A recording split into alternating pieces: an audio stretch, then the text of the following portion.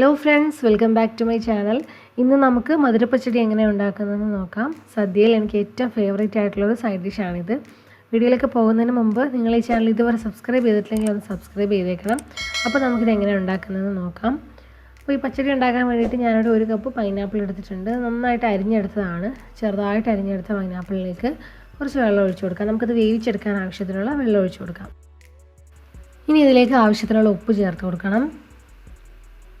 ഞാനിവിടെ 1/2 ടീസ്പൂൺ മുളക് പൊടിയും കൂടെ ചേർത്ത് കൊടുക്കുന്നുണ്ട്. 1/4 ടീസ്പൂൺ മഞ്ഞൾപ്പൊടിയും കൂടെ ചേർത്ത് ഇതെല്ലാം കൂടി നന്നായിട്ടൊന്ന് മിക്സ് ചെയ്തെടുക്കാം.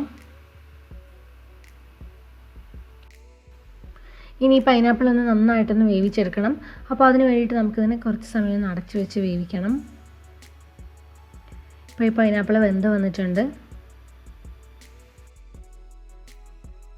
ഇനി ഇതിലേക്ക് നമുക്ക് ഏത്തപ്പഴം ചേർത്ത് കൊടുക്കാം. ഞാനിവിടെ ഒരു മീഡിയം വലുപ്പത്തിലുള്ള ഏത്തപ്പഴത്തിൻ്റെ പകുതിയാണ് ചേർത്ത് കൊടുത്തത്. ചെറുതായിട്ടൊന്ന് അരിഞ്ഞെടുത്തിട്ടാണ് ചേർത്ത് കൊടുത്തത്. ഇനി ഈ പഴം ഒന്ന് വേവിച്ചെടുക്കണം. അതിന് വേണ്ടിയിട്ട് നമുക്ക് കുറച്ച് സമയം ഒന്ന് അടച്ചു വെക്കാം. ഇനി ഈ സമയത്ത് നമുക്ക് തേങ്ങ ഒന്ന് അരച്ചെടുക്കണം. അപ്പോൾ അതിന് വേണ്ടിയിട്ടൊരു മിക്സിയുടെ ചെറിയ ജാറിലേക്ക് 2 പച്ചമുളക് ചേർത്ത് കൊടുക്കാം. 1/4 ടീസ്പൂൺ നല്ല ജീരകം, 1/4 ടീസ്പൂൺ കടുക്. ഇനി ഇത് ആദ്യം ഞാൻ ചതച്ചെടുക്കുന്നുണ്ട്. ആ കടുകൊക്കെ നല്ലതുപോലെ അരിഞ്ഞ് വരാൻ വേണ്ടിയിട്ട് ആദ്യം ഇതിനൊന്ന് പൊടിച്ചെടുക്കുന്നുണ്ട്. ഇനി ഇതിലേക്ക് നമുക്ക് 1/2 കപ്പ് തേങ്ങ തിരികെ ചേർത്ത് കൊടുക്കാം.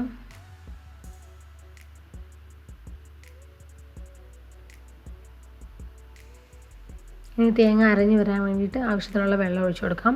ഒരുപാട് വെള്ളം ചേർക്കേണ്ട, കുറച്ച് വെള്ളം ചേർത്ത് അരച്ചെടുത്താൽ മതിയാവും.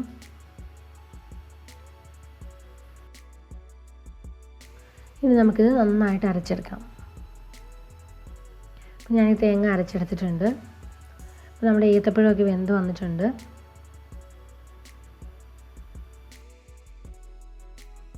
ഇപ്പോൾ ഏത്തപ്പഴവും പൈനാപ്പിളൊക്കെ നന്നായിട്ട് വെന്ത് വന്നിട്ടുണ്ട്. ഇനി ഇതിലേക്ക് നമ്മൾ അരച്ച് വെച്ചിരിക്കുന്ന തേങ്ങ ചേർത്ത് കൊടുക്കണം.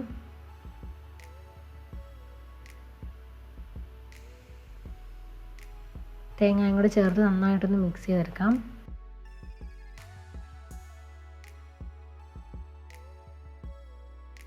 ഇനി ഇതിലേക്ക് ഞാനിവിടെ 1 ടേബിൾ സ്പൂൺ ശർക്കരയാണ് ചേർത്ത് കൊടുക്കുന്നത്. നല്ലൊരു മധുരത്തിന് വേണ്ടിയിട്ടാണ്. ശർക്കരയ്ക്ക് പകരം നിങ്ങൾക്ക് പഞ്ചസാരയും ചേർക്കാവുന്നതാണ്. മധുരമുള്ള പൈനാപ്പിൾ വെച്ചിട്ടാണ് ഈ പച്ചടി ഉണ്ടാക്കുന്നതെങ്കിൽ നല്ല ടേസ്റ്റ് ആയിരിക്കും. അല്ലെങ്കിൽ കുറച്ച് ശർക്കരയോ പഞ്ചസാരയോ കൂടുതൽ ചേർത്ത് കൊടുത്താൽ മതിയാവും. ഇനി 2-3 മിനിറ്റ് ഇതിനെ ഒന്ന് തിളപ്പിച്ചെടുക്കണം. ഈ തേങ്ങ നല്ലതുപോലെ ഒന്ന് വെന്ത് വരാൻ വേണ്ടിയിട്ടാണ്. ഇനി ഇതിലേക്ക് ഞാനിവിടെ 1/2 കപ്പ് തൈരാണ് ചേർത്ത് കൊടുക്കുന്നത്. അപ്പോൾ ആദ്യം നമുക്കിതിനെ ഒന്ന് ഫോർക്ക് കൊണ്ടോ വിസ്ക് കൊണ്ടോ ഒന്ന് നന്നായിട്ടൊന്ന് വിസ്ക് ചെയ്തെടുക്കണം. അതിൻ്റെ കട്ടയൊക്കെ ഒന്ന് ഉടച്ചെടുക്കാൻ വേണ്ടിയിട്ട് നന്നായിട്ടൊന്ന് വിസ്ക് ചെയ്ത് കൊടുക്കാം. നമുക്കിനി ഇത് പച്ചടിയിലേക്ക് ചേർത്ത് കൊടുക്കാം. അപ്പോൾ ഈ തൈര് ചേർത്ത് കഴിയുമ്പോൾ പിന്നെ ഹൈ ഫ്ലെയിമിലിട്ട് അതിനെ തിളപ്പിക്കരുത്. അല്ലെങ്കിൽ നിങ്ങൾക്ക് തൈര് ലാസ്റ്റ് ചേർത്ത് കൊടുക്കാവുന്നതാണ്. ഇനി നമുക്കിതിൻ്റെ ഉപ്പൊന്ന് നോക്കിയിട്ട് ആവശ്യമെങ്കിൽ കുറച്ചുകൂടി ഉപ്പ് ചേർത്ത് കൊടുക്കണം. ഉപ്പും കൂടെ ചേർത്ത് നന്നായിട്ട് മിക്സ് ചെയ്തെടുക്കാം. ഞാനിപ്പോൾ ഇത് ലോ ഫ്ലെയിമിലാണ് വെച്ചിരിക്കുന്നത്. ഇനി ഇതിലേക്ക് 1/2 കപ്പ് കുരുവില്ലാത്ത മുന്തിരിങ്ങ ചേർത്ത് കൊടുക്കാം. നന്നായിട്ട് കഴുകി എടുത്തിട്ട് വേണം ചേർത്ത് കൊടുക്കാൻ.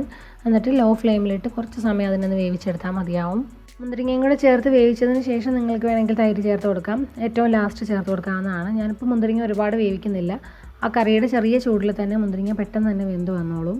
ഇനി ഇതൊന്ന് താളിക്കാൻ വേണ്ടിയിട്ട് ഒരു ചെറിയ പാൻ ചൂടാക്കിയിട്ടുണ്ട്. അതിലേക്ക് 1/2 ടേബിൾ സ്പൂൺ വെളിച്ചെണ്ണ ഒഴിച്ചു കൊടുക്കാം. ഇനി വെളിച്ചെണ്ണ നന്നായിട്ട് ചൂടായിട്ട് വരുമ്പോൾ അതിലേക്ക് നമുക്ക് 1/4 ടീസ്പൂൺ കടുക് ചേർത്ത് കൊടുക്കാം.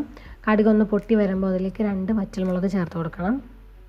പിന്നെ കുറച്ച് കറിവേപ്പിലയും കൂടെ ചേർത്ത് കൊടുക്കുന്നുണ്ട്. ഇനി ഇത് നമുക്ക് കുറച്ച് സമയം ഒന്ന് ഫ്രൈ ചെയ്തെടുക്കണം. എന്നിട്ട് നമുക്കിതിന് പച്ചടിയിലേക്ക് ഒഴിച്ചു കൊടുക്കാം.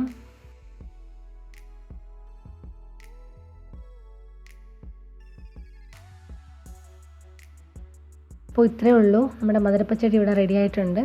നല്ല ടേസ്റ്റിയാണ്. എനിക്ക് ഏറ്റവും ഇഷ്ടമുള്ളൊരു സൈഡ് ഡിഷാണിത്.